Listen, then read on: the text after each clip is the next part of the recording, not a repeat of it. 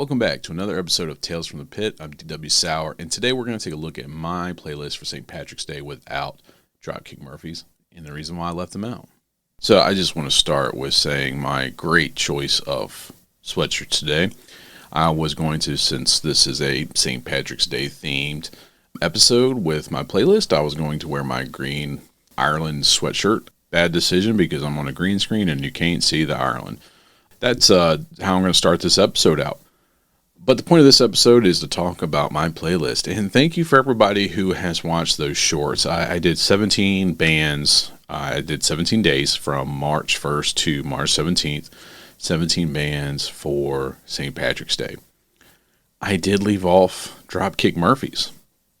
And it's not because I hate Dropkick Murphys. So that's going to be full disclosure right there. And hopefully you're going to see some of these bands pop up here on the side. Or could be on that side. Whatever, one of these sides, just going to show you as they go along there. It won't be the entire thing because it's going to be 17 minutes. I'm going to try to keep this under 17 minutes. So here we go. I didn't include Dropkick Murphys. And I like Dropkick Murphys. I do. They are no longer really my favorite Celtic punk band. I got to say that. I'm going to say roughly, it was high school because there was the mid to late 90s there that they came out. Heavy on my rotation during that time. Very heavy. Listened to them quite a bit. Actually, their albums, and I'm looking at it here, and we have Sing Loud, Sing Proud, Do or Die, and The Gang's All Here. And so those were the top three bands, and I'm looking here at Sing Loud and Sing Proud was 2001, so that came out just as I was graduating or right after I graduated from high school. So those three albums, but in particular when you're looking at during high school, The Gang's All Here in 99 and Do or Die in 98, played a lot. I played them a lot.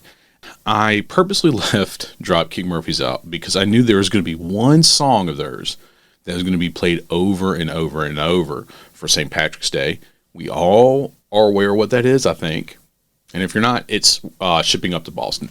Came out on 2005's The Warrior Code. Now, because you buy something doesn't mean you're necessarily a fan, but I do have this as proof. I did buy The Warrior's Code when it came out. I was in grad school when it came out. Actually was able to turn some of my fellow grad students onto Dropkick Murphys because of that album, and it's a good album. However, I am tired of hearing I'm Shipping Up to Boston. I think Dropkick Murphys has so many more songs. They've got better songs than that. But, as a kind of a test of like how much this was going to be played, I'm not really active right now on social media because I've got a lot of things going on, trying to do a whole lot. But I did on St. Patrick's Day kind of just checked in frequently. And I counted it up, 35 people. That was the song that they played with their post and with their stories. It's not a criticism of them by any means. I was just curious of how much this is going to get played. And so I didn't include it for that reason. I wanted to try to hopefully introduce people to other Celtic themed bands, whether it's Celtic punk or traditional Celtic, but those type of bands that have some really good songs that would make for a really good playlist. So that is 100% the reason why I didn't include Dropkick Murphys. I do think that they are overplayed with that song. Like I said, there's so many other better songs. If you're looking for a bagpipe song, like just Do or Die's song number 1, Cadence to Arms, great bagpipes in that one. But I wasn't feeling it with the St. Patrick's Day list. Typically on social media, I always do some type of mini bands playlist, just post up on a daily basis leading up to St. Patrick's Day. Never done a playlist that included 17 days, 17 bands. Also, I was kind of disappointed, really stink too, because I wanted to put the Pogues on there, and I'm hoping I'm saying that correctly, with Shane McGowan, and that got blocked. So I had to change up one of my days because of that, and unfortunately he passed this past year, and that was a huge loss because he had such a great voice with that. But it was, I thought it turned out to be a pretty good playlist in my opinion. I'm going to put the link in here in the bio description of this video. I chose some more popular bands as well. Fiddler's Green's on there, Flogging Molly's on there. I highly recommend seeing Flogging Molly if you haven't. I got to see them a couple years ago, or was it last year, whenever it was, and it was amazing. They put on a great show. Highly recommend it, so go check them out. Unfortunately, there are several bands that are on that list that will no longer be touring. I know I because of me actively doing this playlist, I did research some things about some of these bands, trying to find some videos, because some of the videos were not easily found, and they didn't have like official channels on YouTube. But Black Tartan Clan, I really like them. They got some great songs. The Kilt song is just great. So hopefully you go check that out if you haven't. But that was one that they're no longer going to be touring. They're going to just be focusing on their daily work and then putting out new albums.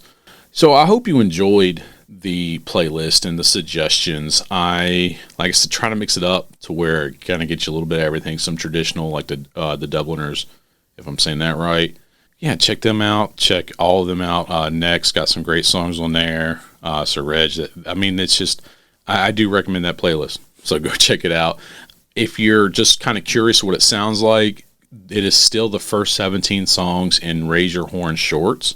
So you can just hit play and you're going to get a roughly 60-second clip of each band. Next year, I'm going to be adding to the playlist. I don't know if I'll do another YouTube whole playlist, but at least up on Spotify, as long as I have Spotify next year, then that playlist will be growing. But I appreciate you for sticking around and listening to this, and just kind of hearing out my thoughts on why I didn't include Dropkick Murphys. And so it's, like I said, it's nothing against the band. I just wanted to kind of help possibly expose people to some really good Celtic themed bands that would be great for St. Patrick's Day, that have some amazing songs, and hopefully you will enjoy just as much as you enjoy Dropkick Murphys. If you enjoy that shipping up to Boston, then that's all right too. But we all raise our horns to whatever we'd like, so raise your horns to Dropkick Murphys.